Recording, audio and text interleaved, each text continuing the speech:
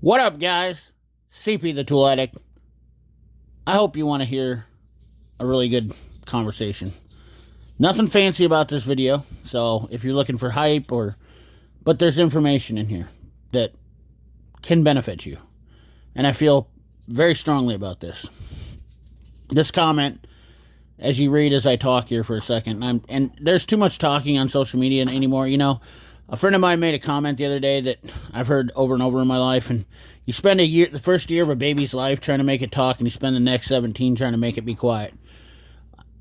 We all, and I know everybody loves their kids, and we, loves their children, and loves their family, and it's kind of one of those things that's a loving statement. But social media has become kind of like that too, where we talk too much. Too many people give too many opinions, and just because you should you give an opinion? Sometimes you shouldn't, and I am very opinionated, and I am guilty of this. But also, my opinions are based off of real-world experiences and shortcomings, or just, experiences that have cost me. Nonetheless, I'm going to try to make this short, and I want to tell you a quick story. So my brother, who I love dearly, I own a house. He owns a loft downtown, and it was very expensive, north of $400,000. And I own a house that I paid less than $100,000. Neither one of us have ever lived in an apartment. We've always owned property since the time we were very young. And the reason why is because we have to make our dollar stretch. That means I don't like to pay rent to something that I am not going to tangibly own. However, there's a lot of things that are leased and rented in this world. So it's not possible for every person or every situation to work that way. However, his loft is about a third of the size of my property. Meaning I have 2,000 square foot in my house total, and he has 700 square foot total. Now, if you do the math on that, that's quite a bit of difference in price. A $300,000 difference. However, he doesn't have to mow the lawn. He doesn't have to plow the driveways. He doesn't have to maintenance anything except for inside the loft. And even then, I think the HVAC system is part of the HOA. Plus, he has to pay an HOA. My point being said is that either way, we're both investing in something. And our money is going, and it's really no different than your tools, okay?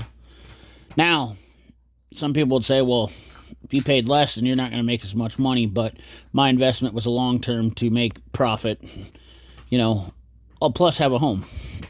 However, this Harbor Freight statement, it has a lot to do with similar situations like this. People choose Harbor Freight because they can't afford to buy something different, but they also have different needs. For instance, the Harbor Freight guy is not using his tools every day, and I understand that. The professional stuff. And we've talked about this, and people been on my channel know this hundreds and hundreds of times. Nonetheless, they act as if Snap-on is some sort of bad deal. And I'm not sticking up for Snap-on because anybody that's followed this channel knows that I'm not a Snap-on fanboy. But once again, it's a misconception. A lot of preconceived notions. There's three sides to every story. There's their side, your side, and the preconceived notion side of people who think they know you. And then, of course, you have marketing. And marketing is the strategy here that Harbor Freight uses to make people feel as if they're getting a good deal for something.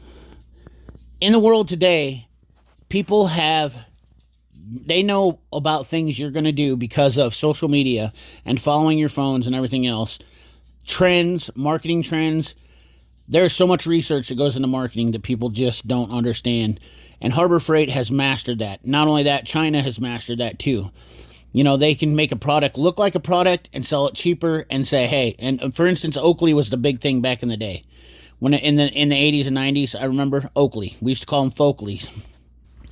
You still could look like you were wearing Oakleys, but they weren't the same quality. People think that you can walk into a store and get a tool warranted every time at Harbor Freight. That's not the case. For instance, because of the wrench deal that's went on, you cannot get wrenches warranted because they're all sold out all the time. And I did a video a couple months back when I bought stuff and showed that the shelves are empty. So believing that you can always warranty a tool is subjective, even on the Snap-on truck. Mack truck, Matco truck, Sears, Lowe's, I don't care where. These statements that keep coming up are based off of no experience. If you really had experience with warranting tools, you would know that warranting tools is based on inventory. And not every place has inventory, including every retail store in the entire world. Now, hopefully I've gave you enough time to read this, but as you can see here in this, he has basically said every one of those things that I've talked about. And it's because of Harbor Freight's marketing in comparison to Snap-on that people believe that what they're getting at Harbor Freight is somehow better than getting at the tool truck or anywhere else. And the fact of the matter is, it's not. They are no different than anybody else. They put their pants on one leg at a time. Who cares if it's cheaper? It'll have a lifetime warranty. Another blanket statement that's always said by people with lack of experience. The people who have had real experience will tell you over and over that we don't want to use the warranty. The warranty is there as insurance. Lifetime warranty is a marketing gimmick. Yes, even for Snap-on. And then thinking that you're going to get your tool warranted somehow faster, quicker, and save yourself money from Harbor Freight. Yeah, if you're a DIY guy and you're just dinking around in your garage, but as a professional and we have a job to do that pays 1.5 hours and you're an hour and 15 minutes into it and your tool breaks, now you got to spend a half hour, 20 minutes, 45 minutes replacing that tool. How's that going to make the customer feel? People don't understand the industry that say these things. And of course, Harbor Freight makes more money, about $4 billion more than Snap-on a year. Means nothing. Harbor Freight doesn't skill American workers. We've already talked about this many times.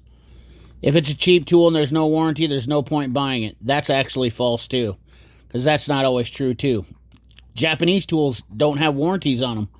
They're not cheap, but people still buy them.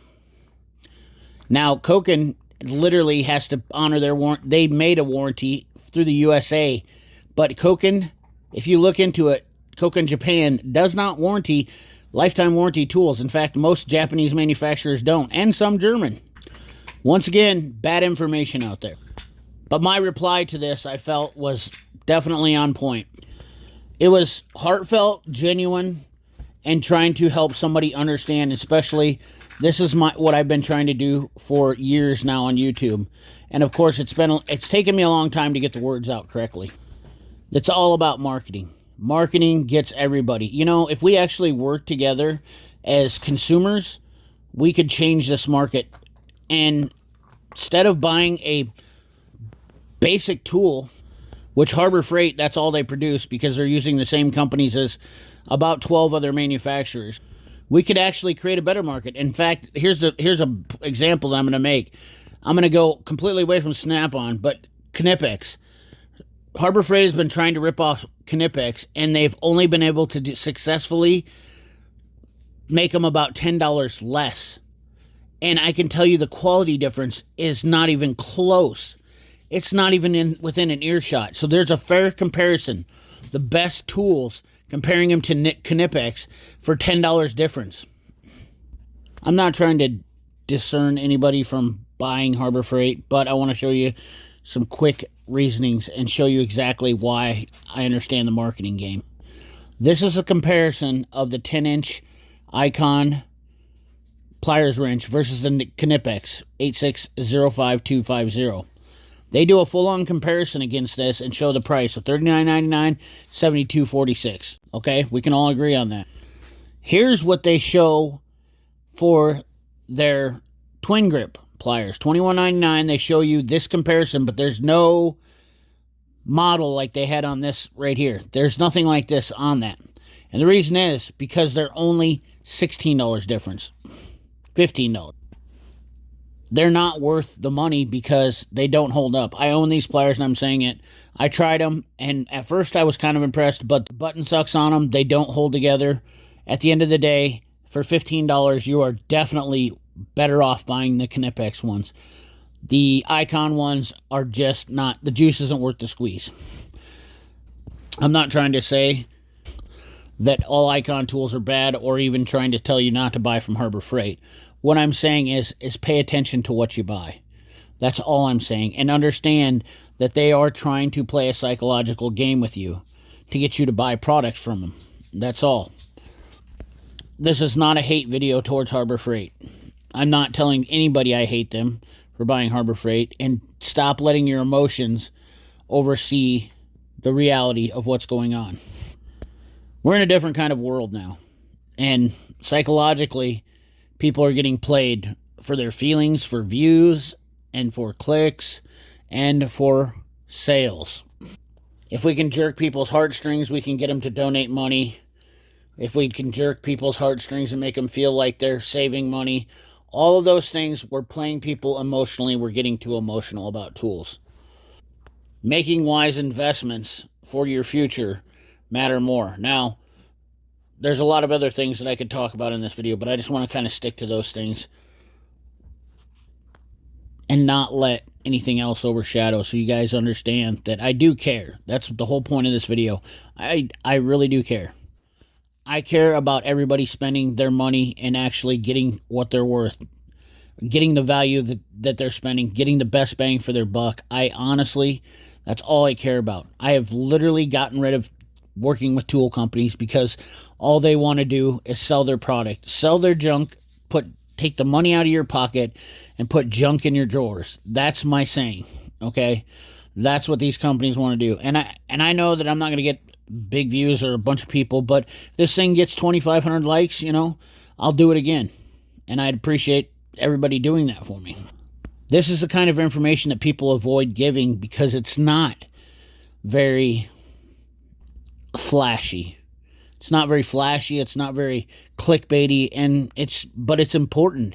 These are the conversations your parents should have with you as a youngster, buying your first car, all these things. It all matters, because if you don't have a lot of money, you shouldn't be wasting it.